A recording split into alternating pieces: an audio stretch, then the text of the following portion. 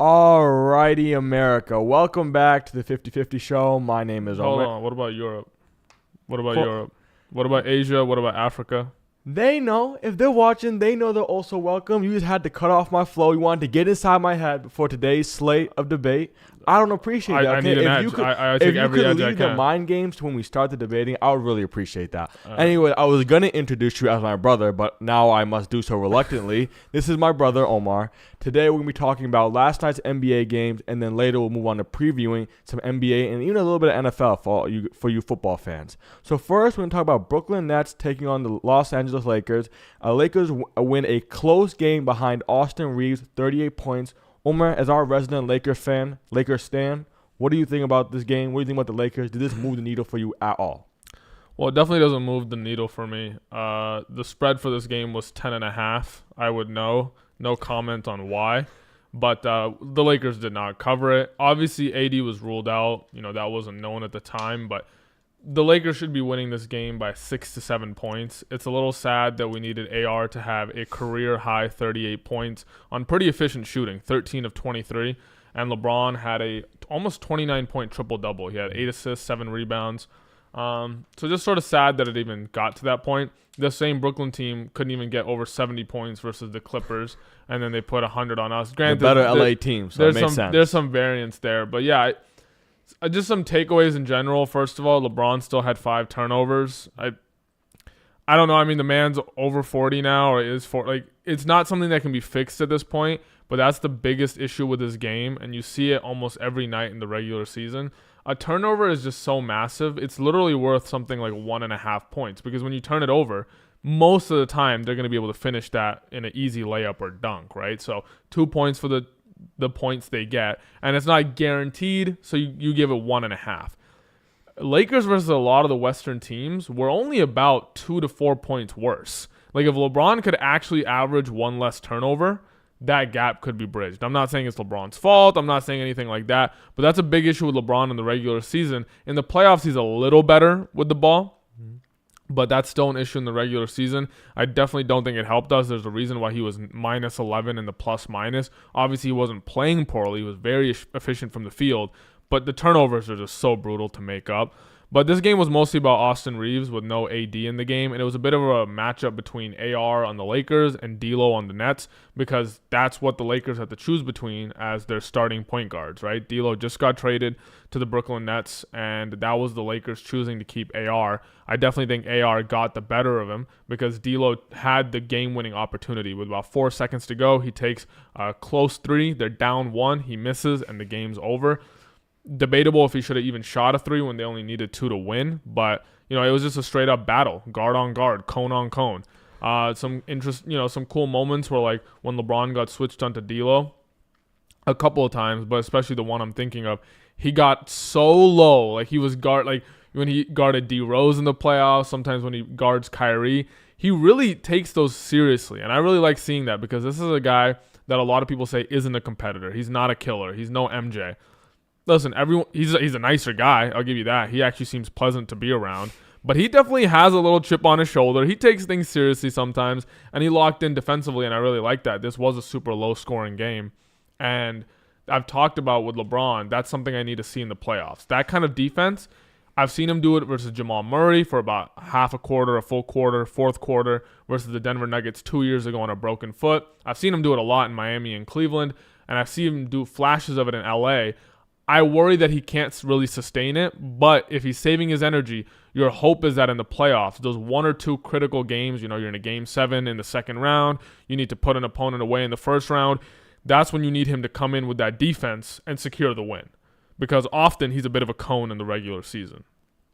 But honestly, besides AR popping off and me seeing some, good defense from LeBron and still a lot of turnovers, just want to credit D'Lo. He wasn't the right fit for the Lakers because we had AR already and we needed other things like defense. But he's the best player on the Brooklyn Nets. Don't get that twisted. I have him even over Cam Johnson. Cam Johnson's more valuable to a contender because he's versatile. You just slot him in. You mean Cam Thomas, right?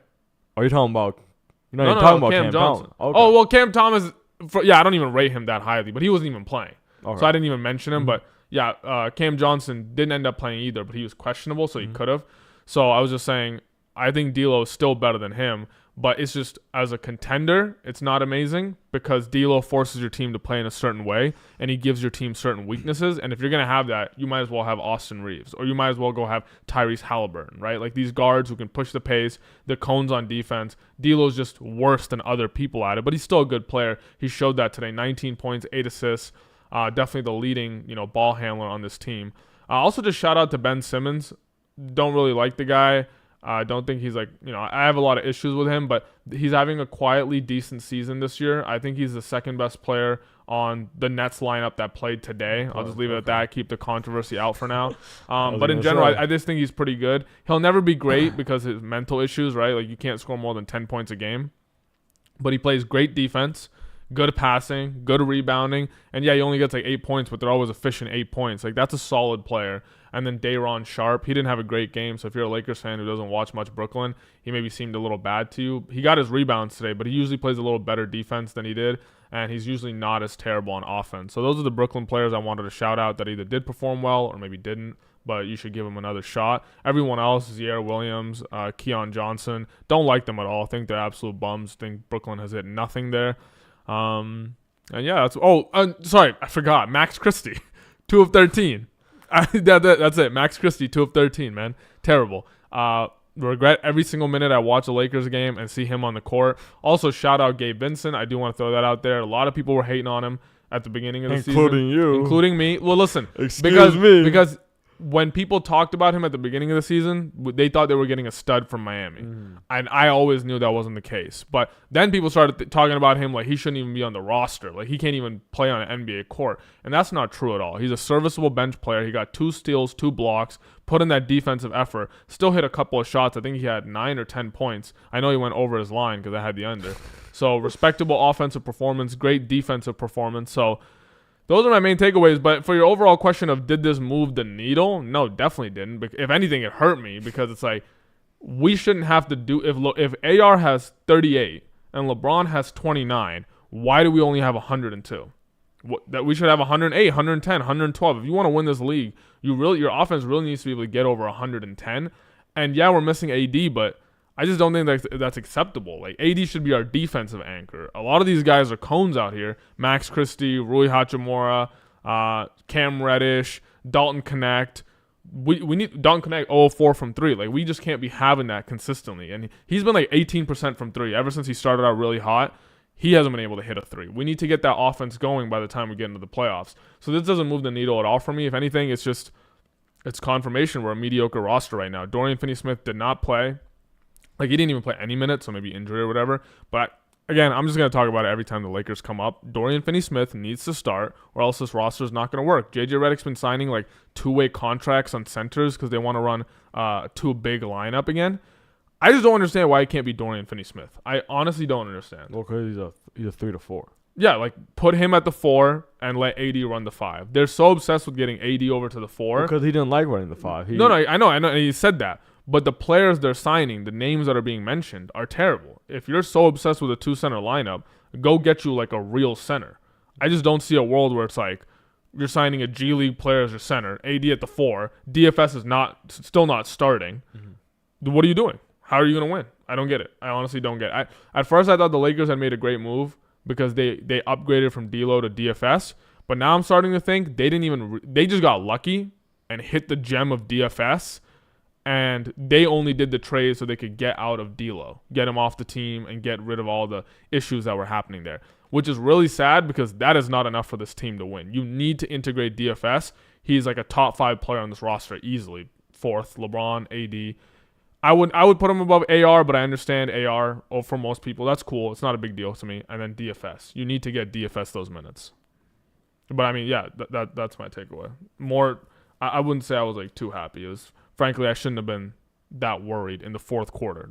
2 seconds to go, D'Lo could have hit the game winner on us. Why are we in that position? That's not okay. I agree mostly on your points. It's really hard to argue this one. I'm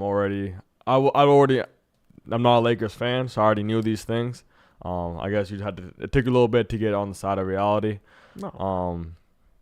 One thing I'll bring up that you didn't is Rui Hachimura.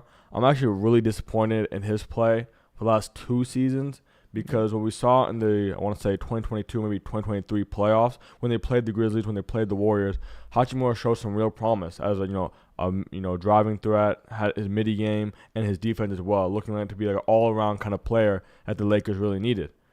We're 2 years removed from that playoff series. He really hasn't taken any leaps in his driving game and his ability to shoot the three or the mid-range, and his defense seems to be getting worse and worse. But like now he's like average to below average defender instead of the above average defender they were looking for.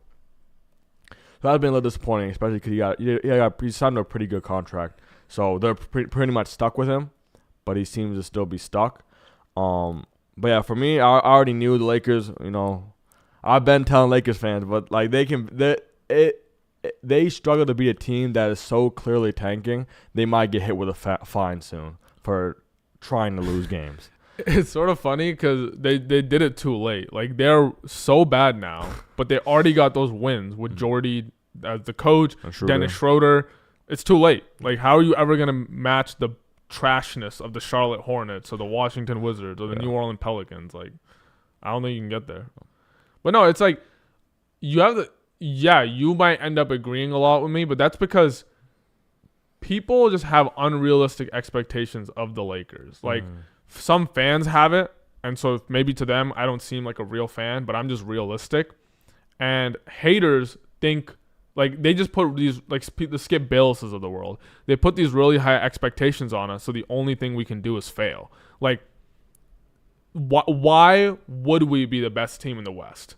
Why would we be even LeBron close? James. Your GOAT. Your GOAT is on the Los Angeles Lakers. Should they not be contenders? Not Anthony Davis. I think most LeBron fans, even if they still believe LeBron is the best player in the league, which I don't think a majority do anymore. I sure hope not. But even if they did, it would have to be with the caveat that we're only talking playoffs.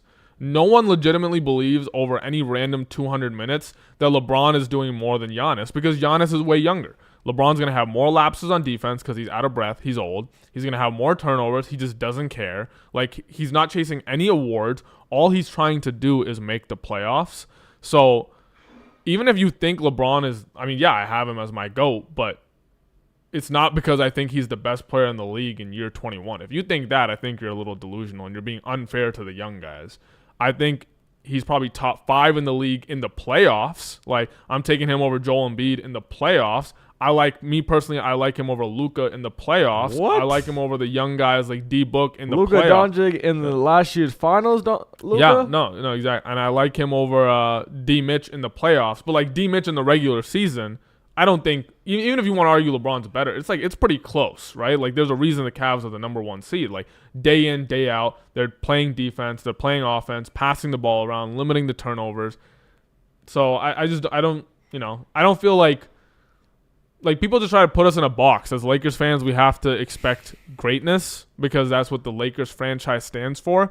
To me, that's on the GM. That's on them.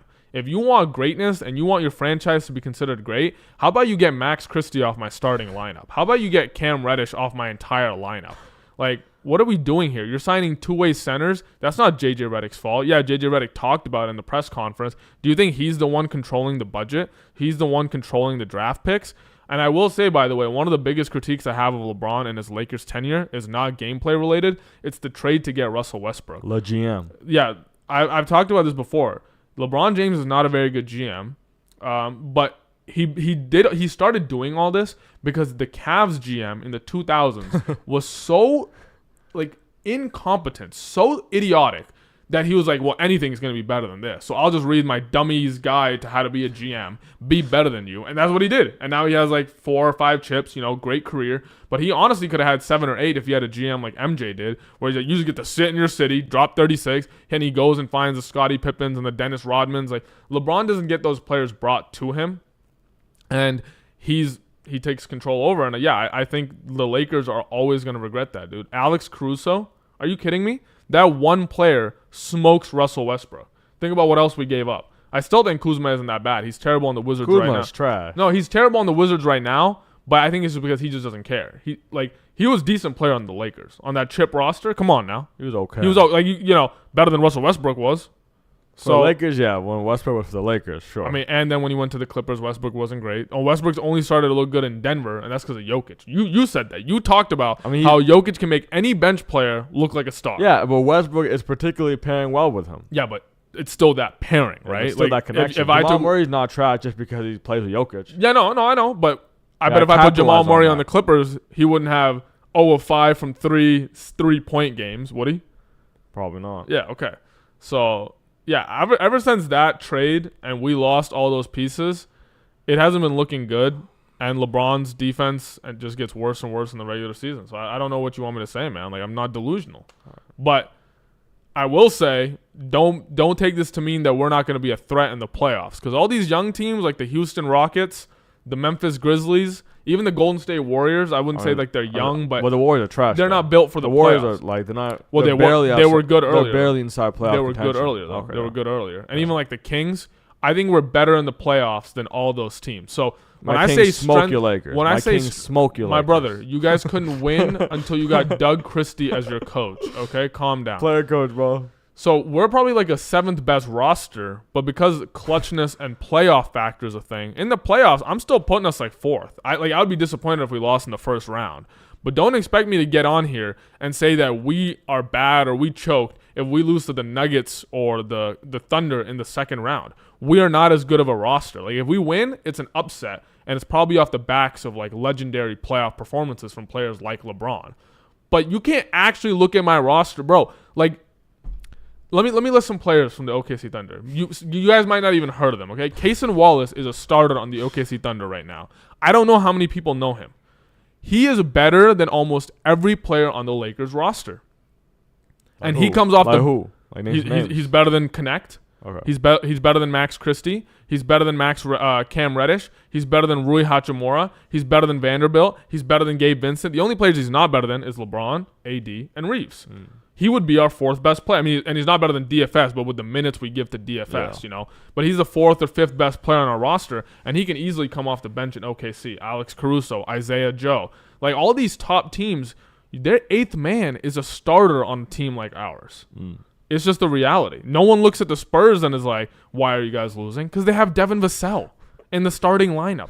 They're developing Stephon Castle, you know, but you give them the pass because their superstar is a young guy. There's pressure on us. Like, we got to win. I don't know about that. I feel like the pressure to win was in 2020. At this point, it's just about ending with a good legacy, man. I don't want no embarrassments. I don't want no stains on LeBron's legacy, like that dumb Drake diss. Keep that out of here. All we got to do is beat those kind of allegations and beat those kind of cases. Because at this point, the gameplay, you've already seen the peak. At this point, just be impressed that we're not old and decrepit at the age of 40 like certain other GOATs. So it is what it is, you know? I think that'll do it for this segment. I just shut you right up. You had nothing to say. I kept it real. Yeah. I kept it real with the Laker fans. I mean, I agree with you. There's not much to say. We'll go on a 3-minute break, and then we'll discuss our next game. All right, bet.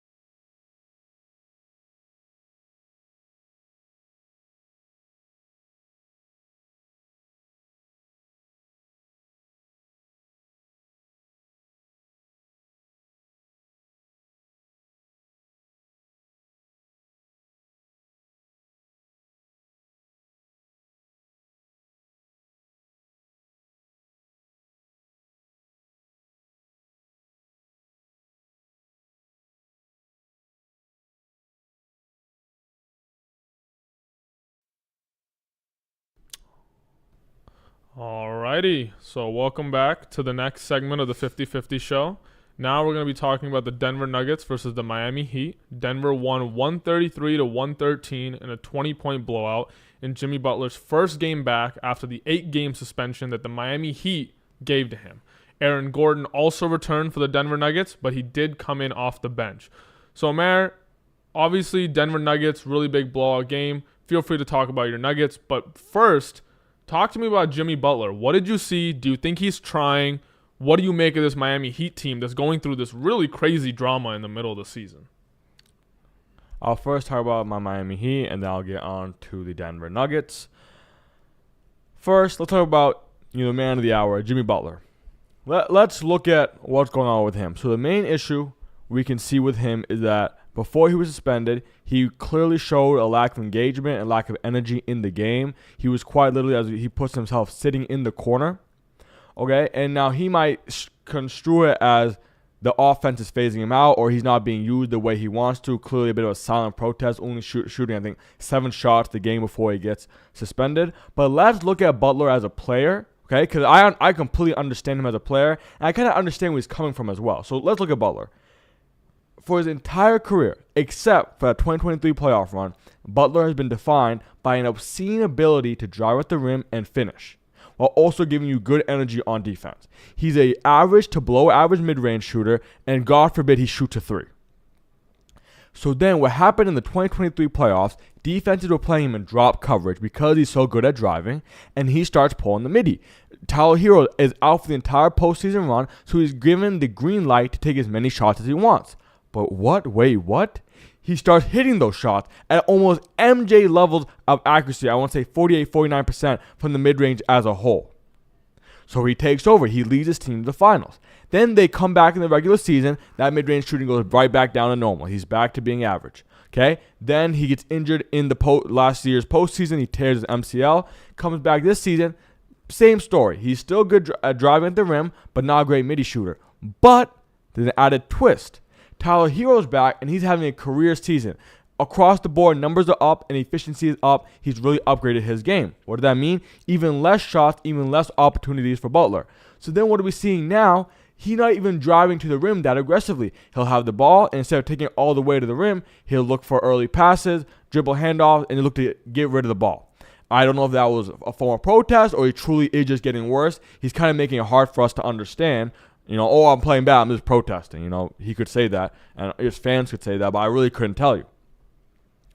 So then let's look at last night's game. I didn't see any of that, and I'm very happy for the Miami Heat with what Jimmy Butler gave them. He only gave them 18 points, but very much looked like vintage Butler. He did not have the ball in his hands a lot. He wasn't very aggressive with the ball in terms of driving, but that was okay. He went back to his roots, his first year in Miami roots, playing with Philly. A lot of off-ball cuts. Instead of sitting in the corner, he's in the dunker spot. He's going hard for rebounds, even if he doesn't get the ball for an offensive board, or he's in the dunker spot, so he's catching lobs or catching dump passes to, hit the rim.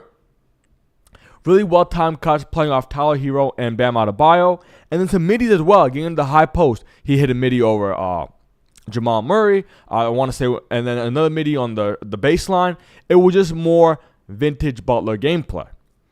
Good off-ball movement, good mid-range shooting. So this, going forward, could be a good compromise for Miami if Butler keeps it up, where he embraces the off-ball role, goes back to his roots, because at being 35, it doesn't make sense. Or not 35, sorry, he is older, though. Asking him to have so much ball handling duties, while having a young guy like Tyler Hero, who we can agree has more upside. No, I cannot agree. Okay, but feel free to we'll get there. I would say Tyler Hero has more upside. So, understandably, we get where Miami's coming from, and they appreciate what Butler's doing for them. But one thing I will say, though, I understand Butler's frustration. Because you look at it from his perspective, it really truly does feel like Miami had no interest in building a roster around him that could truly contend for the chip. That 2023 playoff run was a fluke. They shouldn't have been that good, but because Butler went quite literally MJ mode, he became Himmy Butler, Himmy Buckets, they got to the playoffs. And for him, he saw what he can do. But the team didn't see that. So they don't feel like they were stringing him along like, we'll get you a roster, we'll contend for a chip. They never did. They never pulled the trigger on the move that could have potentially put them over the hump. And then they We got don't. Terry Rozier though. Yeah, exactly. My boy Rozier. Terry Rozier. We know what Rozier gets up to and is not playing with basketballs. Okay, shout out Selena though. Okay, all right. Let's chill out there. We don't need a name drop. So Just saying, he had like a great game after that one. yeah, okay. So then, and on top of that, so the team is kind of stringing him along, not really contending for the chip the way he wants to. And last summer, they wouldn't give him the max contract extension. So while I see it from a business perspective, Miami's perspective, yeah, Jimmy Butler probably isn't good enough being the first option leading your team to a chip. He did it once and exactly once in the postseason, and I don't think he's going to ever do it again. He's not getting any younger, right? But then from Butler's perspective, I also see it where he's giving his body, he's giving his passion, his sweat, his blood, his tears to this organization, and they can't even give him the money he feels he has earned. So that I see both perspectives, but at the end of the day, the last night's game was a good showing from Butler. Miami fans have nothing to complain about for Butler except maybe his defense. But what else do you expect from an aging star? Real quick on the rest of Miami, I know I took a lot of time on Butler. Bam Adebayo was solid as always. I don't like his offensive game. I've said that before. I think it's okay, but it's not great by any means. He very much relies on the short mid-range jumpers, those little bunnies. And I just think he's not very consistent from there, which is really bad when you don't have a powerful inside game to back it up. Or a three. Exactly, or a three. And Tyler Hero, 2 of 7 from 3. Thing is, I'm not worried about that. I didn't mind that at all because the inside game was quite good. It was 2 of 7 from 3, but he was quite efficient from the field overall. So even though the 3 wasn't falling, he found a way to get inside driving lanes, hit a couple middies, get into the floater. I really like that versatility from him because you don't want your first option or your future first option, if you still believe in Jimmy Butler, to be just one-dimensional three-point shooter. He has other facets to his game, which he was definitely using to his advantage. And then just finally, as I bring my segment to a close, the Nuggets. Jokic, he's still my MVP. 9 of 12, a cool, relaxed, just a chill guy dropping a 24-point triple-double. I don't know if people are going to agree with that. Shea just dropped 40 on Cleveland. I know people still fan of Shea, but no, for me, the Joker, he's still my MVP because he's just so dominant on the offensive end. He can do it all. He can shoot threes, post up, layups, run the break, run in transition himself, pass, of course.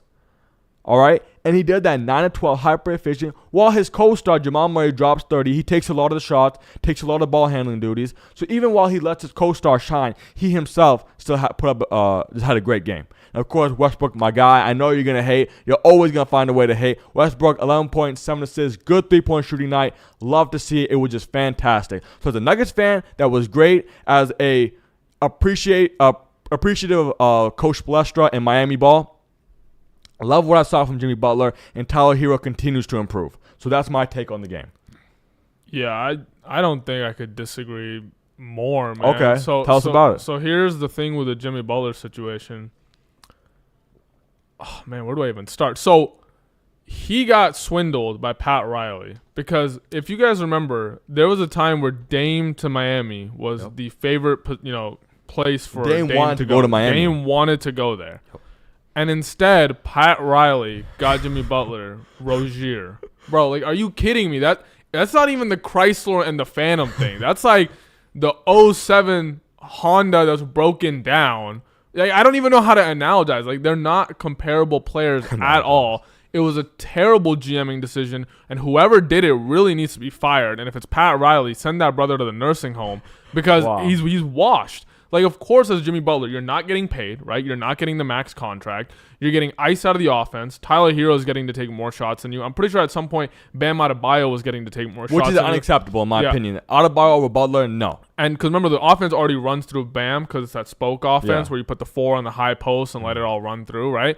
And you're busting your butt on defense. Tyler Hero, meanwhile, is a cone. Duncan Robinson's a cone. Like, you got a bunch of cones on this team. D-Rob comes off the bench a lot. No, I know, but like, who's trying on defense? Like, Rozier's not trying on defense. Adebayo is. It's just Bam and Butler, right? So Butler is now not getting the offensive love. He's not getting the defensive love. He's not getting the money from Pat Riley. And remember, his father passed away last year, and I feel like he feels that the team judged him for how much time he spent away from the family. I know that was a contention point in one of their private meetings, and Butler was talking about how I only left to go see my dad, and the Miami side is like, what about those Instagrams you posted with your friends on charters, on game days? Like, there's arguments there, but I think it's more of a philosophical one. I think it's about are you really bought into the culture type of thing? Whereas for me, I think with Jimmy, he always says, what about my output? Like, why is no one respecting my output? Because the same thing happened to him in Philly. They were always talking about, do you think he's controllable? Do you think he's like a dog that we can control, or do we need to let him go? And he talked about in an interview I think he did with JJ Redick, it's like, when I heard that, I knew I was leaving Philly because I'm not a dog. I'm a grown man. Like, he said that, right? And I think he's getting those same feelings from Pat Riley because it's like, yeah, there's a Miami culture and you got to do things a certain way, but brother, like, he is the only good player you have. What do you want? Tyler Hero, yeah. No, Tyler Hero's not.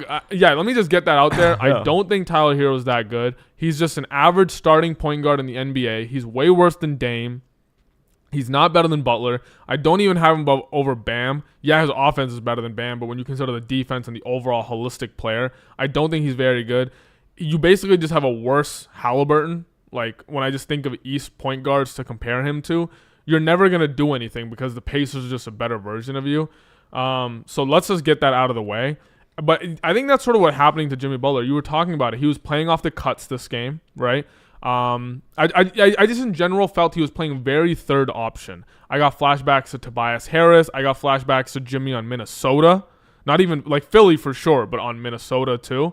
So he's getting into that position, but I think he was just annoyed because he's like, you guys are forcing me to go back to that third option when I just did that in the playoffs. Well, two playoffs ago. Well, yeah. And then Tyler Hero has never proved himself. Why does he get to take over the reins of the offense when I probably have one of the best performances of the 2020 so far? Like, is anyone arguing that? Outside of actual winning the chip, that Jimmy Butler run was historic. And they did it twice. They had 2 miracle runs to the Eastern Conference the Final. 2020 bubble run, but I don't think Butler was as dominant in that run. He had a great performance in the final against the Lakers. Final. Exactly. That iconic moment where he's sweating, he's exhausted. Exactly. But you have to admit that whole run though for 2020, it wasn't just him. Yeah, no, very much the team came together for that one. For sure, but he was the first option on that run. So I think he's in his mind, that's what he's seeing. But I just think, like, people look at it as ego. To me, he's not being ego because he said this. I believe it's maybe a rumor, but I'm pretty sure he said this. He's fine being the third option to Kevin Durant and Devin Booker on the Suns, but he doesn't want to be the third option to Tyler Hero and Bam Adebayo, and who can blame him? He is a better player than anybody else in the Miami Heat. If he's on the same team with KD, I don't think he's egotistical enough to be like, KD, I want the ball. Let me do it. I really think he will take that step back, and then he'll be fine if he makes a little less money because he's like, okay, well, at least I'm on a good team. And I'm still being like, no one's ever going to disrespect me. No one's going to say I'm a bad third option. On Miami, it sort of feels like he was being disrespected the whole time. I don't know what was going on behind the scenes with him, Pat Riley, and Spoelstra, but that's always the vibe I got since Tyler Hero came back. And I think it's really sad. I do agree with you, by the way, that Butler was never good enough to contend as a first option, but that's because most players are not good enough to contend as a first option. Like, I look at Indiana, Tyrese Halliburton isn't good enough to win, and when they got Spicy P, they're still not good enough to win. But do you think the Indiana Pacers GM went to Halliburton and is like, well, brother, I can't offer you the max contract because you're not that good, and I'm going to go get you a Terry Rozier level player because we can't contend, so might as well just get a bum off the bench. That's not an acceptable thing for a GM to say to a top player whose life is basketball. Well, that's probably why he feels frustrated. Exactly. I don't think Pat Riley said that. He's not a moron. If you say that to your star, he's leaving. But that's, so he kind of, like what I said, he strung him along. Exactly. So while I hate to agree with you, I think on this point we can. Yeah, I just think Jimmy got disrespected. And I think if you're a Miami fan who believes in Tyler Hero, maybe you're going to be a little more likely to be angry at Jimmy Butler. But since I don't, to me, this is a D-Wade kind of situation again. You're letting this great, but he's not even as old and washed as D-Wade or anything. Like, you're just letting this great player walk away. And Pat Riley, what proof does he have that he knows how to build like a team? Honestly, show me any proof of, and please do not reference from years before I was born, okay? Because even if that's valid, it's too long ago. The whole scene has changed, right? When has Pat Riley built a team? LeBron came to him. He didn't build any of it. When we got Shaq, he got D-Wade. They drafted, right? Top draft pick, and then ever since then, but they paired him with Shaq and they won that chip. Yeah, but like, he didn't. That's what I'm saying. He didn't draft them. Like, you have to have the player. So if you think Tyler Hero is that level of player, you might feel a certain type of way. Because I don't feel that way about Tyler Hero, I don't see where the future is for Miami after you did this to Butler. Because I also feel like if you go back and you ask Dame now, hey, are you happy you didn't go to Miami? I think he's like, yeah, hell yeah, I'm happy. Like, and he's being coached by Doc Rivers. So think about that. Like, that he has to be like, yeah, this is better. I think this is going to hurt them in the free agency market for the next 2 to 5 years. I think people aren't going to forget that this is how Jimmy was treated. Because for all you want to say about Jimmy being toxic or whatever, unless some evidence comes out about he was doing some crazy stuff, all I see is your best player being sort of frozen out of the money, the offense, the defense, disrespected in the press conferences. Like, remember, what really happened was, like, a big moment was Jimmy Butler said something in a press conference, and then Pat Riley did his press conference, and he was like, if you have nothing useful to say or nothing good to say, you should just shut up. Well, because actually I can give the context. Yeah. So last year, in last year's playoff run, Miami Heat is playing the Celtics, and Jimmy Butler said if he was playing, he was injured at this point, he said, if I was playing, the New York Knicks would be at home, Indiana Pacers would be at home, and so would the Boston Celtics. Yeah. And he said they're all bums compared to him. Exactly. And so maybe, Pat is trying to do that thing of, like, don't disrespect your teammates who did play. I mean, it's the Heat culture, right? Exactly. That's what he's trying to enforce. But I just think, like, that's just Jimmy. Like, that's he trash talks. I guarantee you he's saying that on the court, is he not? We know, like, what was said during that Minnesota practice. Jeff Teague, everyone's talked about it. Like, he's really out there saying, like, y'all are bums. Y'all can't win without me. Give me 4 scrubs. I will beat everybody here. He really feels that type of way. If you're trying to neuter that, like, you're trying to take away what makes him a man, what makes him a basketball player, like, frankly, Pat Riley, you should be fired. Like, that's what I'm going to say on this. Like, from this game, I see Jimmy Butler coming back and trying to be a consummate professional. I'm just not with Pat Riley, bro. Get that man out of here. If you're a Miami fan, you should want him out of here because he hasn't done anything good. Like, what do you want? What are you crediting him with? What?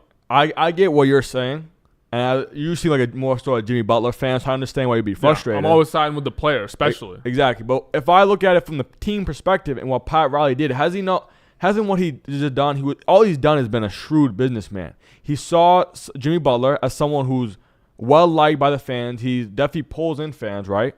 But he knew, and a lot of us knew, that he's not good enough to win a chip. So why would he commit money or resources to maximizing this Butler when he knows it's not enough for the ultimate goal of winning a chip? And when you have someone like Tyler Hero who could be, because he's young, because of the development, and where his game, his three-point shooting, his versatility could lead to something. I understand. I already pointed out, I think Butler was played with and swindled a little bit. And I understand frustration. But you look at it from the fan perspective, who only cares about Miami, who only cares about their future success. Don't you think Pat Riley did a good job? No. If you are a Miami fan, you are a Miami lifer, okay? Viva la Miami. Pat Riley is trash, bro. He ruined your whole franchise. He has no evidence that he's ever done well, and he's continuing to fail. Tyler Hero, I literally... Oh, my God. I wish someone would put up a market where if I could bet against Tyler Hero to win a chip as a first option. Okay, well. Because I have $1 million to put down on the no of that. Okay. I don't care what price. Like, he is not good enough. And if that's what this whole basis is around, you failed from step one. There is no shot. Like, think of the guards that have won, like, recently, like, as a first option. We're talking Curry level. Yeah, that's the only first option guard. If anyone sees Tyler Hero and thinks he is near Curry level, I got a crack pipe you can share with me, my brother. Like, what are we... Share with you? Yeah, you have been humping that crack. I partake. Hey, yo, what? I have some opinions that could be attributed to that. This is a metaphorical one, obviously. Yeah. Listen, if that's what you did this on the basis off of, that's ridiculous. And you're saying Jimmy Butler isn't good enough, so why maximize? That's why I brought up that Indiana Pacers thing. By that logic, only 3 teams should be trying to win in any given year. If you don't have Jason Tatum in the East, why are you trying to win? The Cavs don't have a single player that's within a throwing, like a distance of Jason Tatum. That's my opinion. And I believe if you ask most GMs, they would say the same thing. D-Mitch is not on that level. Do you think the Cavs are winning? Like, you're putting butts in seats. You're building a decent legacy. And then, you just always leave yourself outs to continue growing. So the Miami Heat, they haven't done that. I feel like if you went and got Damian Lillard instead of Rozier, you wouldn't have been bankrupt. And then you would get to have Hero coming off the bench. Now we're getting into a Peyton Pritchard kind of situation. Because I'd happily say Hero is one of the best guards coming off the bench in the entire league. Right? Sort of the Miles McBride situation in New York, but even better than him. And then you'd have Damian Lillard as a starting point guard. Then this team is 4th in the East. This team could have been where Orlando is right now in terms of seeding. I kind of like where you're coming from.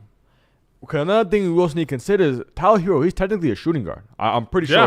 Move him to the 2. 6'5". Move him to the 2. He could have very much moved in the 2. Because when I watch his game, if I talked about him, his playmaking, his passing, 4th on the list. I like his driving. I like his scoring ability. I like his scoring versatility. Yeah. But the passer, I think is definitely more.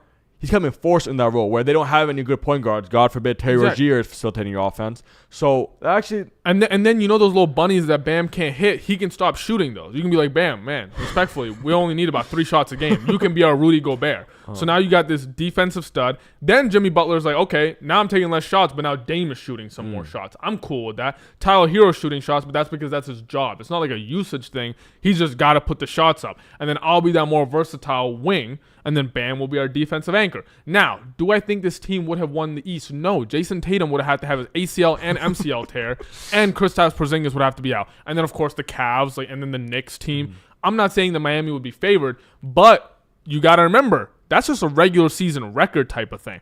I would argue for Miami to have any chance of winning a ring in the next 10 years, you sort of need to believe that Jimmy Butler is that LeBron type of player. He doesn't Jamal Murray type of player. They don't take regular season as seriously, but they level up in the playoffs. I would say there's enough evidence to prove that. He's done it twice in 4 years. See, as much evidence as you can get. As an analyst, I don't see that.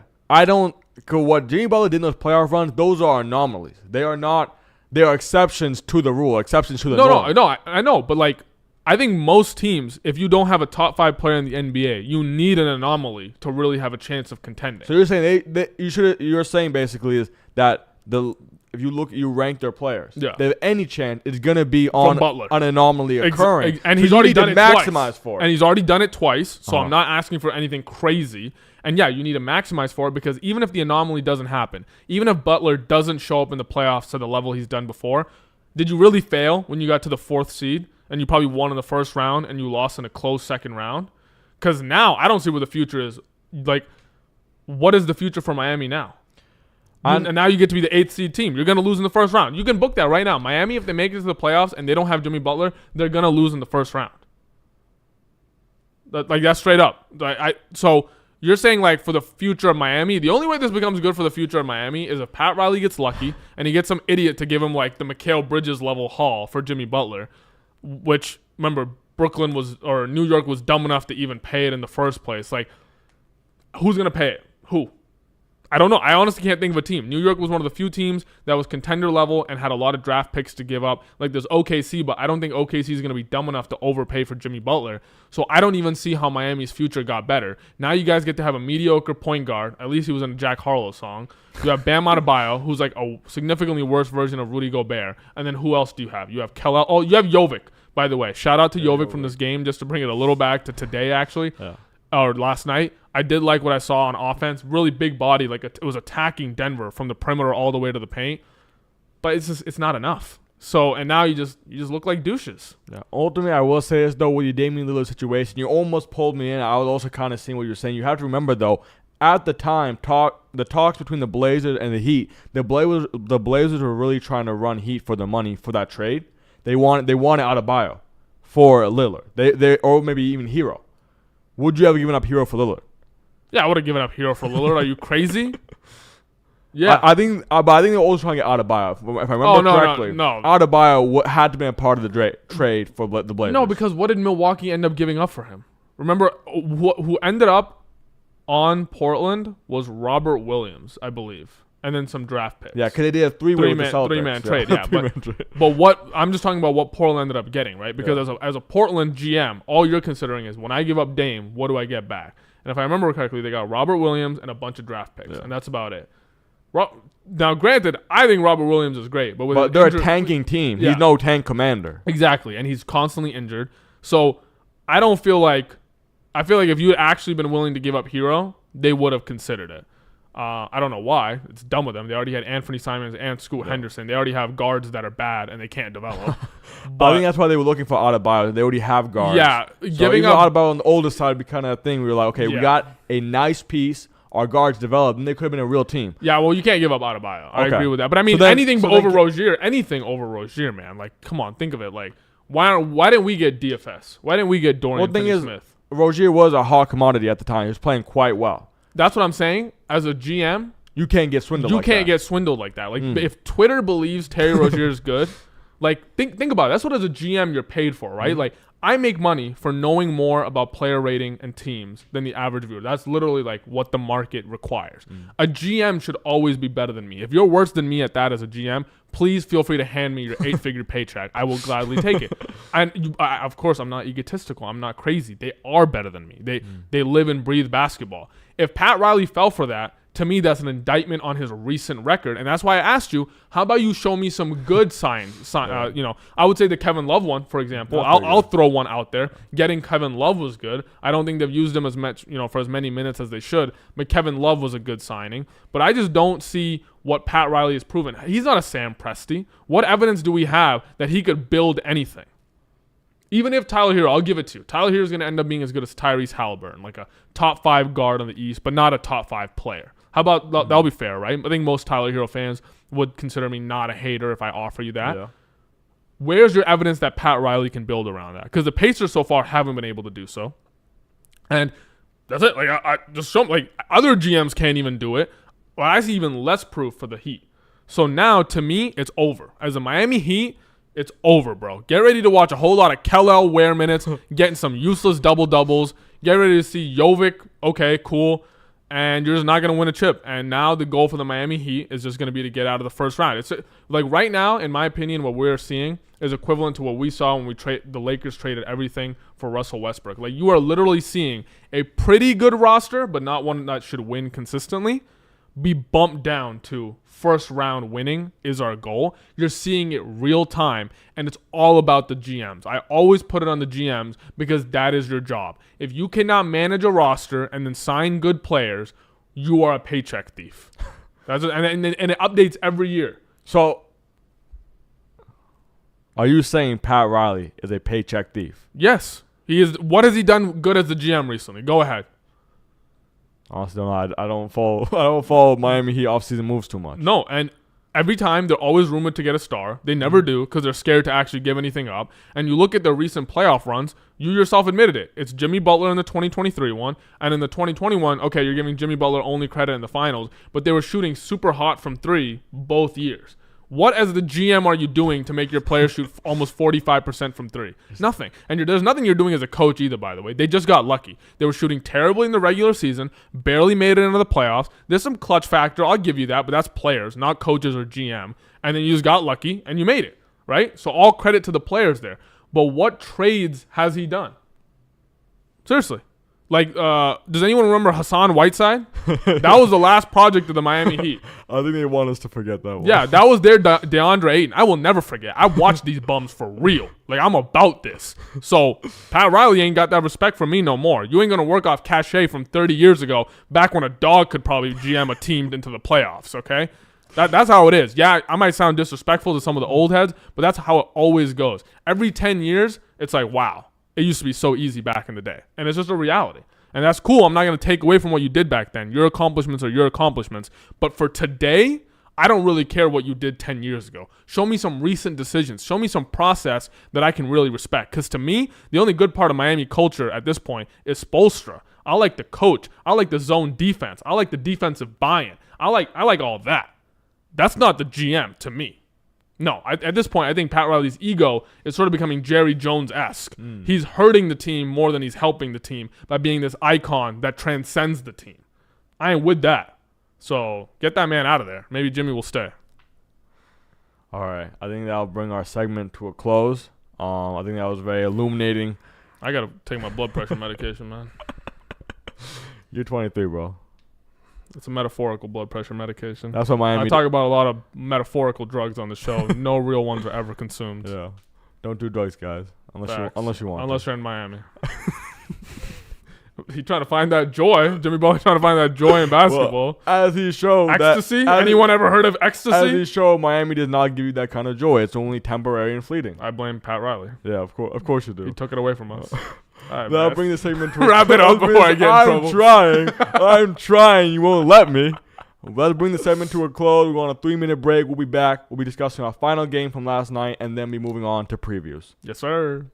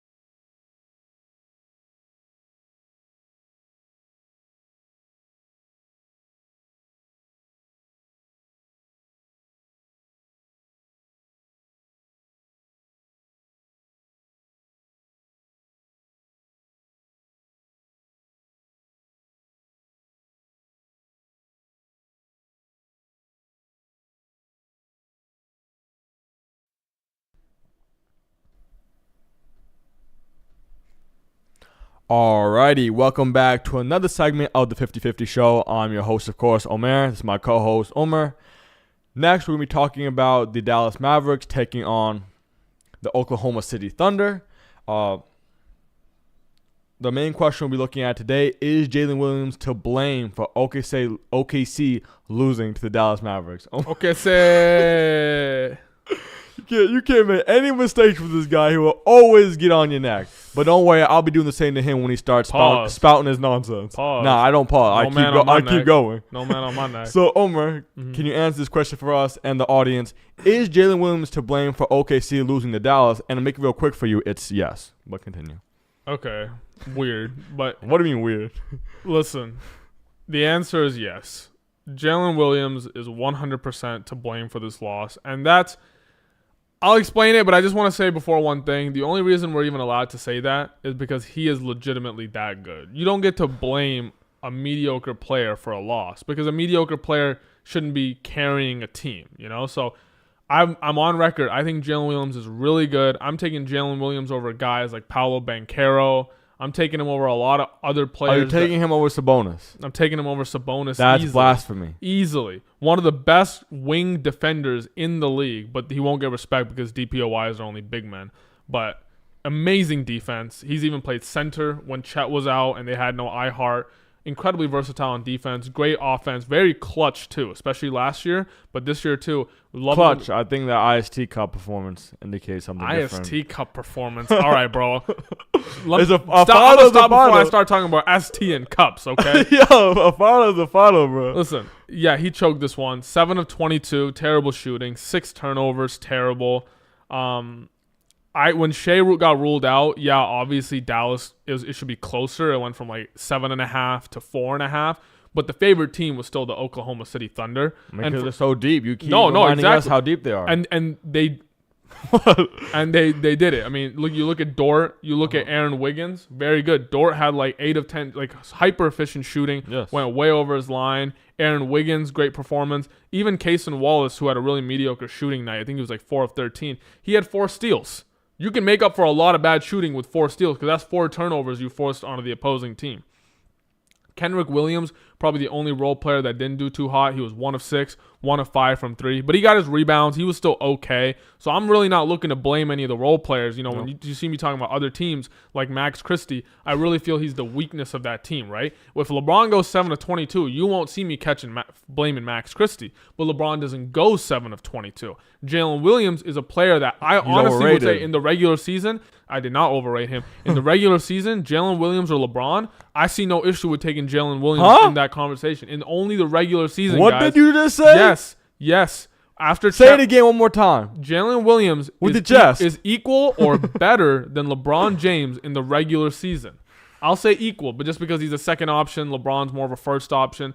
But Jalen Williams is supposed to be that guy. When Shea goes down, Jalen Williams usually steps up. We've seen it before. He just didn't today. That's pretty disappointing.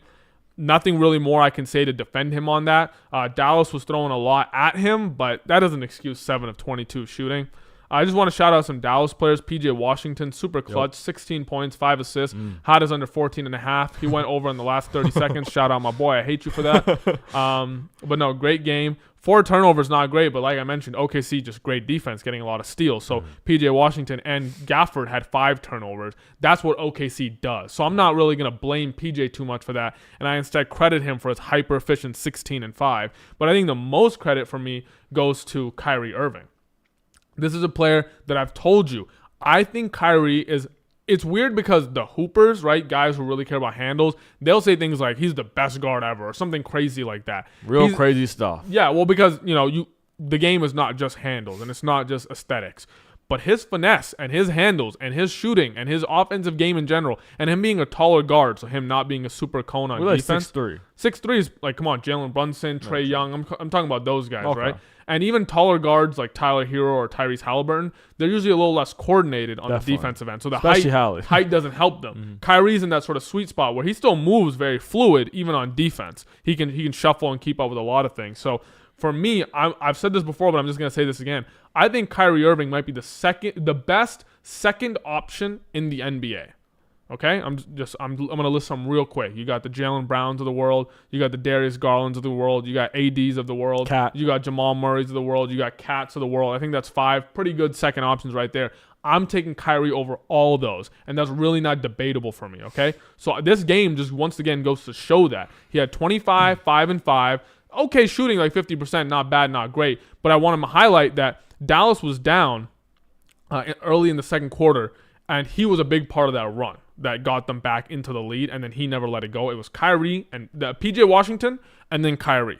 So those, there's reasons I'm shouting out those guys. It's not just the box score. I really like the leadership that I saw, and then also just credit Najee Marshall, double, 14 points, 10 rebounds. Did not have him going off that crazy. So I just love the performance there. So, but I'm not gonna say that. But I mean, at the end of the day, it was a 106-98 game. Yep. OKC should not be putting up 98 points just because they lost. That's Lakers level performance. No, I'm sick. Which is what, like earlier, people be like, "Oh, I'm not a real Lakers fan." It's like, I am a real Lakers fan, but you can't get hype over only scoring 102 on some G League level players. So this game, like, if I got role players playing pretty well, like Alex Caruso went 2 of 9, but he was still playing good defense. So all our role players did what they had to do to keep Dallas to a low score. Yep. I look at mostly Jalen Williams as the reason we weren't able to score 108 to 110 points. Now, obviously, does this like move the needle for me long term? No, there's no Chet, no iHeart, no Shea, and ultimately, let's say like J-Dub really isn't that guy when it comes to being a first option. Maybe I'm wrong, right? It doesn't matter because that's not going to be OKC's long term future. You're not making J-Dub your number one option. So as long as J-Dub continues to impress and be excellent when he has great talent around him, like Shea, like Chet, like iHeart, I've really never seen J-Dub have terrible games when those guys are playing. So in the context of the OKC championship run, nothing changed for me. I'm not worried at all. But in the context of just my evaluation of J-Dub as a player, as a hooper, and maybe just like, if he ever got traded or if he ever wants to move, stuff like this is not great for the resume. Yeah, I know it's just a regular season game, but you're fighting for that top seed. And it was just a little sad to see. And J-Dub was to blame. There's really nothing else to say. But you got to credit Kyrie for the leadership from Dallas because this game was still difficult to win for Dallas. Oh, it's my turn? It's finally my turn because while you were talking, I was getting injured. Yeah, you're probably getting that haterade. You're just probably sipping on that haterade right there, weren't you? Water. Water only. That's all I drink. I'm like someone like you. Infused with someone haterade. Like you, we checked your cup. I don't know what we'll find in there, but let me get to the point. Man, that's clear. That's all I know. First of all, my heart almost dropped because I thought I would have to agree with you again that Kyrie was the best second option in the NBA. But no, glad that I can disagree. Cat is better. Okay, but let's talk about the game. I did like Kyrie's performance. I think he's a solid first option. But one of the reasons I like him as second option so much is how much I hate watching him as a first option. I just don't like what I see. So then when I watch him play with Luka and see what he does, the way it looks so much better. I really appreciate that he's one of the best second options I've ever seen. He just fits into the role so well. Because some second options, they like, I wish I could be a first option. Yeah. And Kyrie, he felt like that mentally when he was on the Cavs, even though he didn't look like it when he played. Then he went to the Celtics, went to the Nets, saw what it's really like, saw what your boy J-Dub saw last night for one night only. And they be like, that's not for me. I'm not that guy. Which I appreciate that maturity from Kyrie. He just filling that role fantastically. PJ Washington, I also want to shout him out. I really love his floater game. When you watch last year's playoff run, PJ Washington, you cannot underrate him. Some of those games, especially that OKC series, 1 to 7 games, I believe, maybe 6. Regardless, it's close games, and sometimes Luka or Kyrie wasn't getting it going. PJ Washington with the floater. It was really great to see a Dallas fan. Those baseline floaters, oh my goodness. It's really good. He always shows out against OKC. Exactly. Like, that's the thing for him. I respect that for him. You didn't give him any shine, but I want to show him some shine. He had more point guard duties with Doncic being out. I think he was very competent, not too many turnovers, good playmaking, good points. I think overall, across the board, a good performance. So, and then I don't want to get too much in the Kyrie versus Cat thing because it's 1A, 1B, but Cat, for me, is definitely better than Kyrie. The Knicks without Cat is just not too great. Cat is better offensively, better defensively.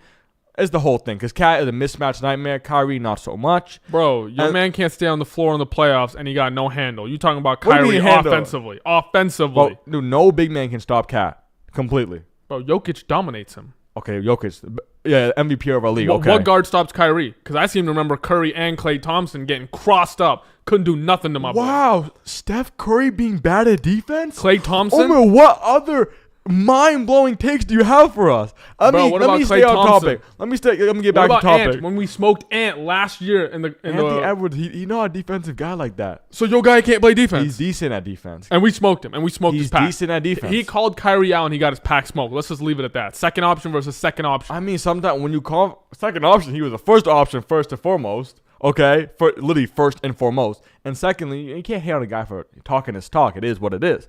And now let's get on to your boy J-Dub. What did last night show me? I think he's overrated. He was over my boy Sabonis, the box score beast in all-star voting. I hate that. I didn't like seeing that. Sabonis is better. J-Dub, 7 of 22 from the field, 6 turnovers. What did he show me last night? He can't handle the ball, can't pass under pressure, and he's got no three-point jumper. And to add insult to injury, 4 of 8 from the free throw line, 50%. Boy, is Shaq out here. That's just variance. That's what I'm saying. 4 Some of of it's 8. variance. Yeah, he's never gone 4 You of say 8. variance, I say lack of clutch factor. Okay, it's a close game, 4 of 8. Nah, but he been clutch. Look at his fourth quarter stats. When OKC needs them to take over, you know who takes over? Shea. More than SGA. Shea? It's Jalen SGA Williams. every time. No, that's the thing with SGA. He's consistent. If you ever see him go on a scoring run, it's usually because he breaks 5 shots in a row earlier. No, I'm not saying this to insult him, but he gets to 30 no matter what. So if SGA misses early, he might look like he's taking over in the third quarter. That's just him getting back to his normal numbers. But when you're talking about real takeover, like we got to go get a bucket, J-Dub can hang with the best of them. You hating on him right now. Like, yeah, 4 of 8. What guard would go 4 of 8 normally? Like, you got to admit, he was just off.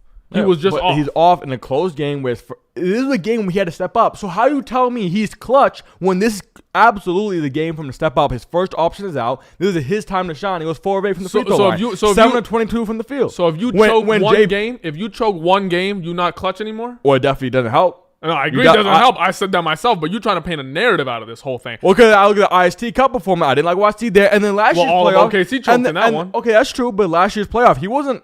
They lost to Dallas. If he played a little better, if he was that true second option, they could have won. Dallas is a tough matchup for him because I will say one critique that you pointed out, his 3 ball. Yeah, that's a weak. Exactly. It's either bad or streaky. If you're a fan, you call him streaky. If you know ball, you say it's bad. Okay, I'm not going to debate that one, but in general, him and Shea are worse at the 3 than most top players in the league. Yes. And Dallas is really good at crowding the paint and attacking him on the perimeter. Derek with on-ball Lively, Gaffer, defense. these great defenders in the paint. Exactly. And Najee Marshall, not bad either. Absolutely. And PJ Washington, because they didn't have Lively this game, but they were still able to manage exactly what you're saying.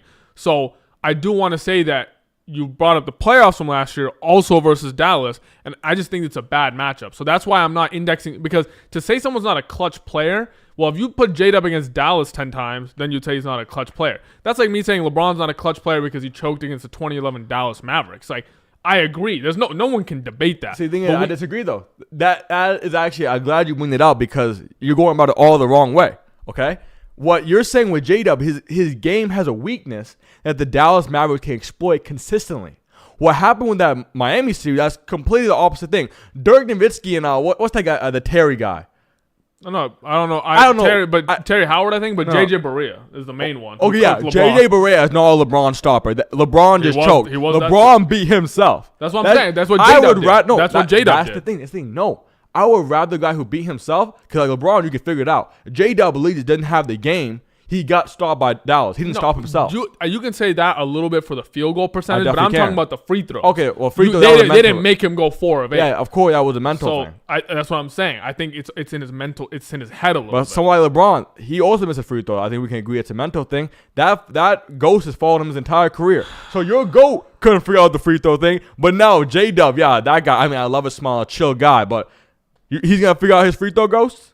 He ain't got no free throw ghost. He got a Dallas ghost, maybe. But I mean, hey, we didn't have Shea. We didn't have Shea. So you're not tripping over this. We didn't have Shea. We didn't have iHeart. We had 3 elite all-stars missing. iHeart is not an all-star. Please. iHeart should be. If you know ball, iHeart. Here's iHeart. Okay, ready? I'm in the frame. And I'm out the frame, right? Yeah. Even lower. Got to get the bicep out. I'm at Sabonis now. You can't see it, but I'm showing Sabonis right now. That's the level of difference in this league. That's what we were missing. So what? It is what it is, man. It is what I was gonna ask you if you think iHeart is an all-star in the Western front court because the front court is stacked. But then you say that about my boy Sabonis. That just outrageous. Bro, who's the best big man in the West after Jokic? It's probably Ihart. I'm trying to think of another one. Dude, are you serious? It's front court, so forwards count. So your boy LeBron. KD also counts. You going center for center specifically? Okay, because of usage, right? LeBron is worse in the regular season, but he's asked to do a lot more than Ihart is. He's asked to do a lot more. Yeah, he's just better. You can say it however you want, but he's a better player. And I guess player. you could argue Sengun, but I don't think Sengun is really asked to do that much. Sengun is definitely better than Ihart. I don't know about that. I don't know about that. When Jalen Green is not doing well, as you like to point out yourself, he has be Fred quite VanVleet. streaky. He has Amen Thompson. Okay. He has Dylan Brooks. Okay.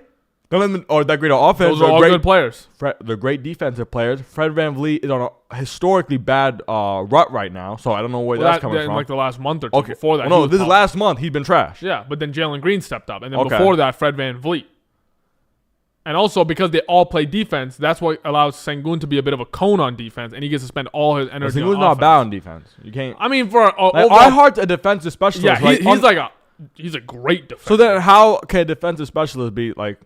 Because he's also good on offense. He gets you hyper efficient 11 and like 5-6 assists. His passing is underrated.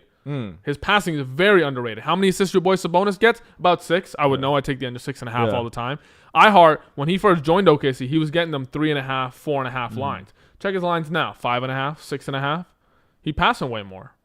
That's underrated. That's slept on. And we were missing that last night, and we would have won if he was in there for sure. Again, I'm not taking the blame off J-Dub. I just think it's not a position. Like you're trying to take the blame off. It's not a position. It's not a position he finds himself in frequently. You got. So he couldn't step up. When you ain't got the reps. You know what? Who was it? Jackie Chan.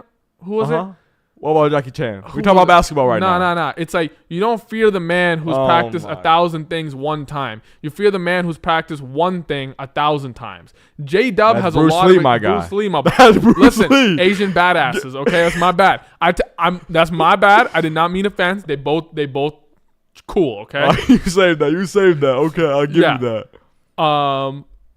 That's how I view it with J-Dub is like, even if I'm going to give you some ground, I agree it wasn't a good game. I open with that. But I just think it's hard to judge him too much because it's like, not only is he normally a second option, or if you want to argue third with Chet, whatever, you can argue it. He's used to having a certain level of team around him, certain type of guys hitting shots, certain what about the defense, right? He lost Chet, then they got Ihart. Now he didn't have Ihart. He literally didn't have a big man. His only big man, the closest thing he had was like Kenrich Williams. Right? So I'm just saying, I don't know how much I want to judge him for that because it's not reps. He doesn't have reps in this situation. That's all I'm saying. That's all. But when I've seen him be the second option and he needs to go be clutch on the offensive end, get a steal and go get me a midi bucket, go get me a dunk, I've seen J-Dub do that plenty of times. So I feel like you're trying to besmirch his name because you're trying to up some less than stellar players. I'm not trying to besmirch him. I think the fans overrate him a little bit. I like him as a player. Like I said, I like him as a player. But compared to my boy Sabonis, he is worse. Okay? And you know what? If we want to use dumb quotes, to make our argument. Dumb quotes. I live by these quotes. Of course you do. I mean, of course you do. Luka Doncic said the best. Everyone's tough when they are. Okay? You don't find out who you really are until the times get tough. All right? Are you talking about the guy who whines to the refs and doesn't play defense? That's your GOAT? I used 2 quotes. I did 2 for 1. So the times got tough for J-Dub. His boy, first option out. Ihart, best center in the West corner. This guy is out. Outside of Jokic. Okay. So that still doesn't make it any better. It does. What did he do? He choked. So we found out who J-Dub really is, and he's a choker. Nah. You hate it, bro. But all right, let's wrap this one up because, you hating, and we got to get you have no defense. You have no defense left. I've given all the defense I can. Sabonis, come on. I've given all the defense I can.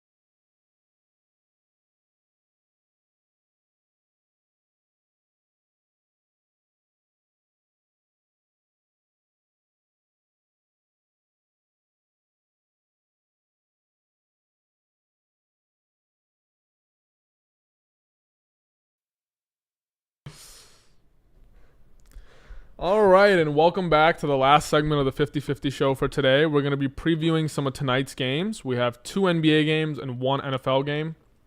We'll open with the NBA games. So the first one we want to talk about is the Suns versus Pistons. No matter, the Suns are favored by 1.5, so it should be close, but the market believes Phoenix Suns should win today. As far as I know, and as far as the market knows, Nick Richards making his debut with the Phoenix Suns as their new starting center today. Bradley Beal not playing. What do you see in this game? Who do you have winning, and what are you expecting to see from Nick Richards or either of these teams? Okay, I have the Phoenix Suns winning. First of all, let's talk about Nick Richards. I hope for the Suns' sake that he plays well, but me personally, I'm completely befuddled by this move. I personally thought Yusuf Nurkic was quite good, mainly because I think he's really improved his performance on the defensive end, which before was a bit of a critique for him. But then he really started coming to his own as a two-way player, most likely being the 3rd best player on this team, and then Bradley Beal 4th behind him, of course. So I have to assume there's some internal tension, locker room tension, something that's not going on. Okay? So I hope Nick Richards can hopefully fill in that gap to some degree, provide good defense. I don't care how he's on offense, all right? You look at Suns basketball, it's very much give the ball to KD, space out. Give the ball to D-Book, space out. It's just the way they do it. So then we need some good defense because KD, getting old, and D-Book has never been a good defender. We need Nick Richards to bring that defensive side of the ball. Now, if this works out, I really like that for the Suns because you have Yusuf Nurkic coming off the bench, a pretty solid center being your bench center. That's that depth. We've talked about how any team who wants to contend requires depth. This would go towards building it. I just don't know if Nick Richards is your guy to doing it. And he seems like more should be coming off the bench with Nurkic starting, but we'll see how it goes. For as why I think the Suns will win, it's KD and D-Book, man. I know D-Book's having a bit of a down season, but KD is still deadly as ever. I think he will take it personally to lose to the Pistons. So I think he's definitely going to come out shooting. He's going to be strong. And then we look at the Pistons side. They have decent defenders. They have quite good team defense. Very strong, very gritty, passionate. Just a little bit dirty maybe, if you will. But someone like Cade, he's not good at defense. So I think he's definitely someone to target. Tim Hardaway Jr., he's not good at defense. Tobias Harris, he's decent. It's really the Jalen Duren, Isaiah Stewart that are bringing that intensity. Thing is, players like KD and D-Book, they're all great at drawing free throws. So if Duren, if Stewart, they both have foul trouble, they're both a bit of hotheads, I think KD and D-Book can both get them into trouble, and that will pose serious issues for the Pistons. If they're in foul trouble, their defense will fall apart, and the Suns will just devour. Finally, Bradley Beal being out. While it is not great, because I do think he's the 4th best player, ultimately right now he's coming off the bench, being a creator off the bench. I think without that, you can still very much win. Because he is playing in a reduced role, but I think he's better suited for at this moment. It just means he also has less impact on the probability of winning. I think Tyus Jones, that'll be interesting to see how he does. I think he should have a good game because, like I said, the Pistons have a good defense. It's mostly in the interior. I think they won't be able to pressure Tyus Jones as much, and we'll see more of the Wizards level Tyus Jones. Good assists, good playmaking. So I'll really be looking out for that. But I expect KD and D-Book to have good games if the Suns have any chance of winning. Yeah, I completely disagree with you here and the market. I have Pistons favored, so I'm going to take them to upset, but for me, it's not even an upset. If Nick Richards starts, he will be the worst player on the floor at all times. I have him as worse than every single bench player on both teams. I have no idea why they got him. He was terrible. Mark Williams is terrible. Every single player, and specifically center that's ever come out of Charlotte, has been terrible. I have no idea why any team thought they could get a contender piece from that team. All you can get is some Laffy Taffy from their convenience, their vending machines. You can't get a PS5, that's for sure. Yeah, they're too broke to give you PS5s. How do you think they're going to be giving you good players? Come on. There's absolutely nothing that impresses me. If Bradley Beal was in, I would favor the Pistons more. At that point, I would be putting my entire life savings on it. Of course you would say that. But he's not, so that's one bad player removed from the Phoenix Suns lineup. Yes, D-Book and KD are by far the best players. I don't think I'm surprising anyone by saying that, and anyone who doesn't think that is probably on that Cade copium. But Cade has been improving. This is a guy who's shooting 49% from the short midi, and he shoots 9 of them a game. That makes him one of the best midi shooters in the entire league. I don't love his rim percentage, only 53. That's atrocious. That's bad even in the Plummer era. But the Phoenix Suns, as you mentioned, they don't have great rim defense. KD has gotten worse and worse at that as he's gotten older. Obviously, D-Book's Nurkic coming off the bench. Well, I don't even think Nurkic is playing. Nurkic isn't even playing, and D-Book and Tyus Jones obviously both not doing anything as well. So basically, if Nick Richards is way better than I think he is, Cade might have a bad game and the Suns will win. If Nick Richards is exactly as bad as I think he is, the Detroit Pistons are going to feast inside. And then I just think Detroit in general is just deeper. So not even like a matchup thing, but you got Cade, you got Tobias, you got Tim Hardaway Jr., you got Malik Beasley, you got Azar Thompson, Isaiah Stewart, Simone Fontecchio. These are 4, 5, 6, 7 players, right? After D-Book and KD, your next best players are probably Grayson Allen and Royce O'Neal. Both of those guys are probably worse than all 7 I just mentioned. So for me, it's like when I think of how this game goes, it's KD, D-Book, 7 Pistons guys, and then the rest of the Suns lineup. And that's where the mismatch comes in for me, is your 2 best players need to carry basically a YMCA level team. Like, I don't know how else to put it. It's a bit much. And they keep shooting themselves in the foot because they're obviously spending money to get Nick Richards. I don't think it costs them any draft picks, but you're getting your cap space eaten up, right, when you sign these contracts. This franchise is over. This franchise is cooked. They're not winning anything. KD, baby, vet min for the Lakers. Come through anytime you want. And that's all I really got to say on this one. Kooky Lakers fan. The main thing, if you're watching this game, if Nick Richards has an absolute stinker of a performance, he's pretty foul prone. He's pretty bad at offense, pretty bad at defense, okay rebounder, can't pass for jack, will turn the ball over. If all that stuff happens, you come here tomorrow and you say, wow, Omar, you really knew that this guy was absolute buns.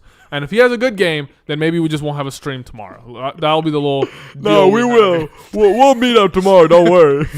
But, yeah, I got the Pistons winning. That's all I got to say about this one. So if you're all set, too, then are you all set? You got anything else? Yeah, I think ultimately I just believe in KD and D-Book enough to get it done. I think they can carry these guys to a win over the Pistons. I agree. I think Cade, one thing I actually really like about this, even though the new center they brought on, he's not that good, Cade could still have a bad game because of his reliance on the midi. He might just miss. Midi, you're more prone to variance than layups because he's already so trash at the rim. I don't see that changing just because the center on him is a little worse than the other guys he's been playing. Yeah. We'll see, though, because one of the big things for Cade is he doesn't really know how to finish over guys taller than him because he just knows how to abuse his height advantage his whole life. Nick Richards is bad enough that I think you can actually just I don't think so. I think Cody Richards is tall enough. But all right, let's move on to the next game, the next NBA game. This is going to be the TWolves versus the Cavs. Now the market has the Cavs favored by 7.5. It opened 5.5, and I wanted the T-Wolves side. I'll let you know that right now. So the market heavily disagrees with me. They think this is getting to almost borderline blowout territory. The T-Wolves did just beat the Knicks 116-99, but that was without Cat, and this is a back-to-back. So, Omair, I've explained some of the situations here. You obviously know all the players here. What are you thinking when you're gonna, when you watch this game? What do you plan on seeing? Who do you have winning? Is it gonna be close? Is it gonna be a blowout? Talk to us. For me, absolutely. I think it's gonna be a close game. I don't expect a blowout. I absolutely think my Cavs will take the win. For me, I think Anthony Edwards is gonna be the best player. You can't even say it with a straight face. I'm laughing. You want to know why I'm laughing? Not because I don't believe it. I absolutely think Ant-Man is gonna be the best player in the game. I just said with a straight face, no problem. I start laughing because I know this guy will take offense to it, and when he gets mad, I start laughing. But all that being said, I think the Cavs will still win because they're deeper. So D. Mitch, I think Ant is better. D. Mitch is not a huge chasm. D. Mitch is quite good. Garland, I think absolutely is better than Gobert. Maybe even smokes his pack level. I love Garland's playmaking. He will feast. Mobley, he's just playing really well. If he stretches the floor out, what's going to happen? So if Gobert's on Jared Allen, with Jared Allen still a lob threat. So, actually, yeah, you know what? Cavs are definitely winning, and it might actually get into blowout territory. Bro, okay? talked himself into it. I thought Ant was the best player on the court, though. No, he is, but still not now because Gobert's so bad. I'll tell you why. I'll tell you what's going to happen, okay? We know Gobert. He's a DPOY player. He's gotten a bunch of those awards. He's great. What is he really bad against? Lobs. We saw in the playoffs. We saw what Gafford and Lively did to your French man. So, what do we have here? Jared Allen, Evan Mobley, both vertical athletes, both lob threats. I can easily see Garland getting the pick and roll, okay? And Edwards, he's my boy, but he's not good at defense. Mike Conley, God, please. If I have to watch Mike Conley try to watch Garland, I have to look away because that's elder abuse. So Garland's gonna get downhill easily. If Gobert comes to stop Garland, that's an easy lob for my boy Garland because he's a great passer, technically very proficient. To Jared Allen, Evan Mobley, take your pick. I don't care. At the same time, if Jared Allen's the one to paint, he's catching that lob. Mobley's sitting in the three-point line. Whoever is guarding him has to be right there with him because he's a great three-point shooter. Paint is stretched out. What we know this about Gobert, when the defense around him is not that good, as is with the Timberwolves, and against a great offense, Luka Doncic, great offense, Cavaliers, even better because they're a great team offense, they're going to eat him and the team alive. So, yeah, you know what? I will say Cavs will blow them out. I still think Ant-Man the best player in the game, but it's a small margin, and it's not enough to overcome Gobert's lack of ability to cover them defensively because he's good at defense, but in this situation, I don't see him doing enough to get them to win. And then Julius Randle, yeah, he's okay, but we all know Cat's better. And he's just an okay guy. Hopefully he shoots well from three. He can stretch the floor a little bit for Ant-Man. But if he can't even do that, then I don't know what Minnesota fans are expecting. So yeah, Cavaliers, I'll take the blowout. They're gonna win. Yeah, no, I'm heavy on the T-Wolves here. The big thing for me is just that we have home court advantage. I think that's pretty big for the T-Wolves here. Yeah, I think Gobert, you can say he's slightly worse than Garland. You can say they're about equal. I definitely don't think there's a giant gap. And this is just regular season. Obviously, both have their playoff issues. And then I have Ant as worse than D-Mitch. So it's interesting that you rate Ant over D-Mitch, but you rate the team worse than I do. Yes. And so we'll get into that because I also think Randall's worse than Mobley. Yep. And Jarrett Allen smokes Jaden McDaniels. Of course. Right? I mean, McDaniels, we know what he does at this defensively. point, you're probably thinking I'm building up to a Cavs blowout angle. Especially then I also add Dean Wade I have over Dante DiVincenzo. So I can't name a single player on the T-Wolves so far who's better than a comparable counterpart. Just starter to starter. Really. You know how this works, right? But then here's the thing. Mike Conley is by far the best bench player in this game. Okay? If Dante DiVincenzo starts, Mike Conley is by far the best bench player in this game. And then Nickeil Alexander-Walker is the second best. So why do I have this game being close? The bench minutes. Especially the Cavs, they don't run their guys that heavy minutes. They're not a New York Knicks. They're not given 40 minutes. I often see Darius Garland having 28 to 30 minutes, right? Yeah. That's one of the reasons his box scores don't pop out to casuals is people don't realize he puts up 7 assists in 30 minutes. Jalen Brunson or Tyrese Halliburton, they're putting up 8-9 assists in 35 to 37 minutes, right? So per minute, Garland can hang with those guys, but the Cavs starters just don't play as many minutes. Mm-hmm. And I believe versus Minnesota, those are going to be the crucial minutes where Minnesota makes this a competitive game. Do I have Minnesota winning? Yes. I will say I will take the upset. Obviously, I'm not saying it's a 50-50 proposition. The spread is what it is for a reason. But if I have to take those plus money odds, if I have to pick an upset winner, I really like my chances with the T-Wolves here because of Mike Conley and Nickeil Alexander-Walker. I don't mind. And as for the lob threat you're talking about, I'm not going to disagree. I definitely think lobs are one of Rudy Gobert's worst aspects because he's not a very vertical athlete. But I literally watched this man shut down the entire Warriors offense for 4 minutes just a couple of days ago. I mean, Curry and he was great versus the Knicks just last night. They were only able to score 99 points. No big bodega, though. No, exactly. I think if Evan Mobley starts hitting the three, that's when I'm really going to get worried for Gobert. But if Evan Mobley doesn't get hot from three and the only threat is the lob, then I'm comfortable with Rudy, and I think he'll really shut down the cuts to the basket from the bench players, and I think he'll shut down Darius Garland and D-Mitch attacking the basket. Because last night, I mean, he was pretty much perfect from the field, 11 points, good amount of rebounding, just excellent game. I've just been liking what I'm seeing from Rudy, and I think the team chemistry has gotten a little better because you might not be able to tell from like how many games they're winning, but before Minnesota was losing when Ant was shooting, as you like to say, Steph Curry level. Recently, Ant's been shooting worse and worse, just regressing to a more normal percentage, but they've really been winning about the same amount of games. And I think obviously part of it is Dante DiVincenzo starting and providing a spark, but I think their chemistry is just getting a little better. They've got to be having these conversations in the locker room. And so as long as those issues continue to get fixed, then I'm more and more confident in my actual ratings of the players. And I rate Rudy Gobert really highly. I rate Mike Conley really highly.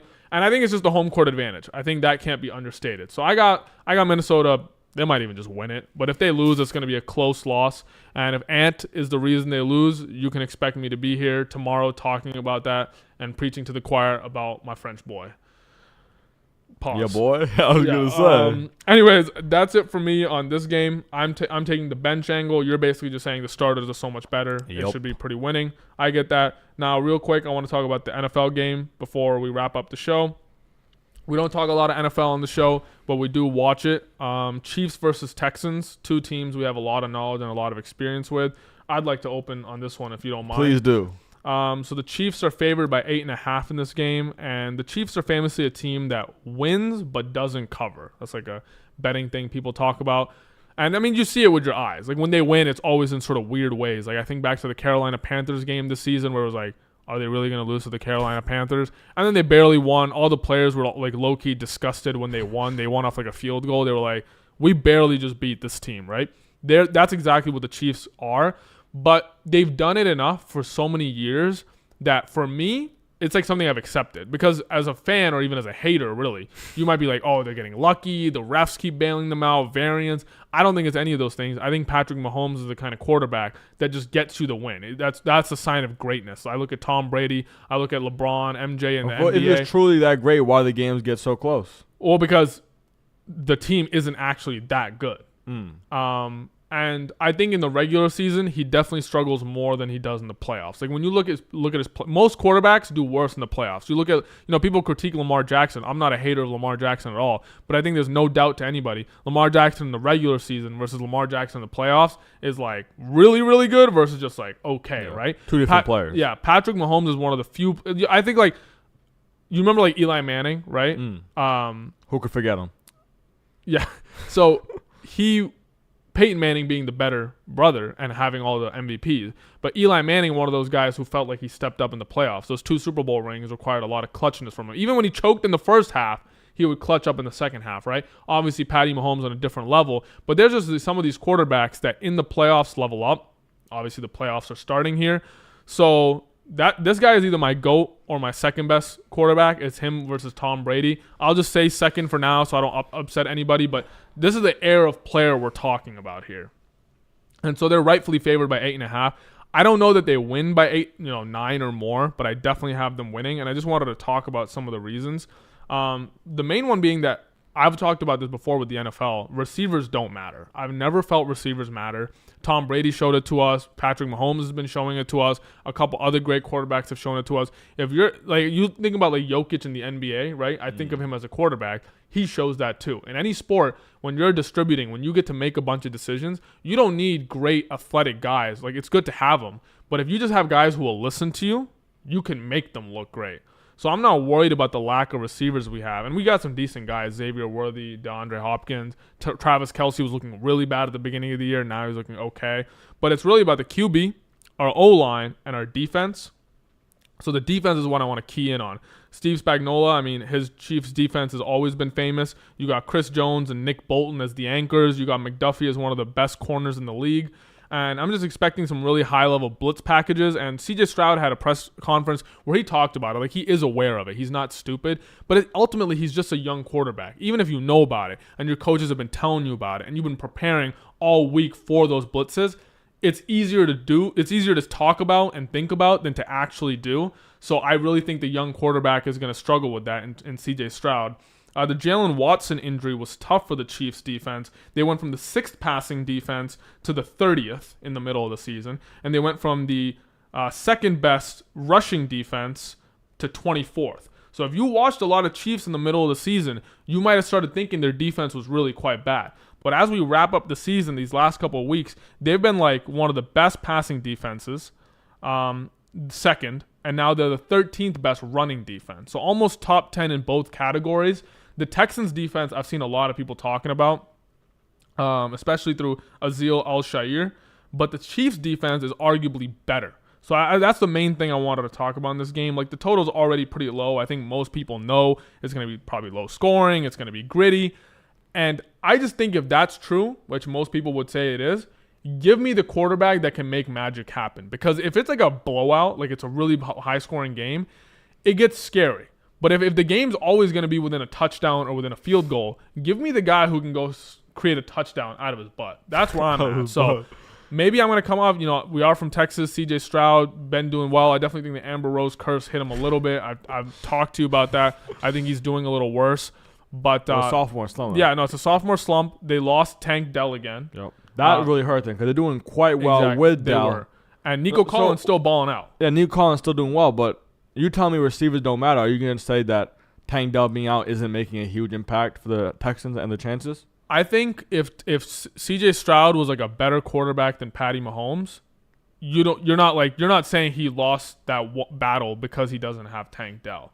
I think C.J. Stroud is like, let's say, the 12th best quarterback in the league. I'm just throwing out a number. Maybe he's like 8th. I'm not trying to disrespect him, but to me, Patty Mahomes in the playoffs is number 1. So I think Patty Mahomes with DeAndre Hopkins and Xavier Worthy and an old Travis Kelce would beat even a healthy Tank Dell, Nico Collins, whoever you want to, Stephon Diggs, whoever you want to put out there for receivers. Diggs, I believe, is also out.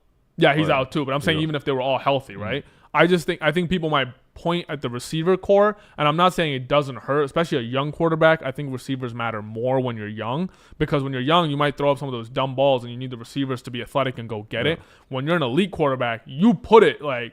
It gets to the point where, like, obviously I would die if I got hit by an NFL player, but someone like Mahomes can make it so that it drops into someone like my hand. I didn't, who doesn't play football at a high level. You look at some of these younger guys, and it's like, you threw it, but, like, the receiver had to run and go get it. So I think it matters a little bit specifically because C.J. Stroud isn't as good as Patty Mahomes. You bring up some decent points. For me, I'm going to be taking the Texans. Just because I you got them winning, or you just got them covering the spread, like keeping it close? I got them covering the spread. They're going to keep it close because the reason I say that is because, like I said, you said it yourself, the Texans defense is quite good. The Chiefs defense is also good. So it's going to be a gritty game. We got two good defense going at it. So then it comes down to offense. I'm not going to be dumb and say my homeboy is worse than Stroud. He's obviously better. But I still think Stroud, he can also make some of that magic happen. He has a bit of that quality. That's what we saw last season. You have to remember, he's a rookie who won, I think, the wild card round. So he's shown when, the playoff lights turn on, pressure goes up, he delivers. Okay, I know that the new magnitude, they got past the wild card round. Remember, they were underdogs to beat the Chargers. They whooped the Chargers trick. Now they're here. They got here off the back of Stroud's performance. And then last season, too, Stroud. And the defense. And the defense, of course. 4 interceptions from absolutely, Herbert. The defense played amazingly. But, I also want to give credit to Stroud because it's a quarterback-driven league. But, yes, the defense played quite well. So they're showing themselves, too. I want to say, last season, even though they lost in the divisional round, I think the defense was a little worse. And that wild card round, I just really liked what I saw from Stroud. To do that as a rookie, that's that magic. So, he's a sophomore. He might not be there yet.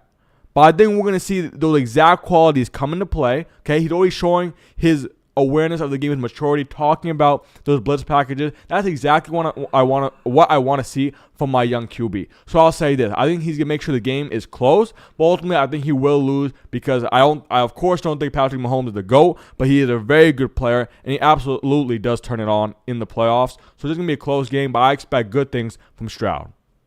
Yeah, all right. I mean, we'll be seeing that. I guess I'll take the Chiefs spread. I'm not, I just have the Chiefs winning. That's more so what I'm confident in. But I'll take them, man. I'll take them. 2 tutties. Win by 14, baby. Or actually, no. 10. A tutty and a field goal. Anyways, that's really all we have to say for that one. And we've talked about the 2 other NBA games that are going to be played tonight. So we'll be back tomorrow to discuss some of the best games that were played today and then preview tomorrow's games. Had a good show. Enjoyed it. Hope y'all enjoyed it. Let us know what you agreed with. Let us know what you disagreed with. And if you disagree with me, I'll let you know if you're wrong. All right?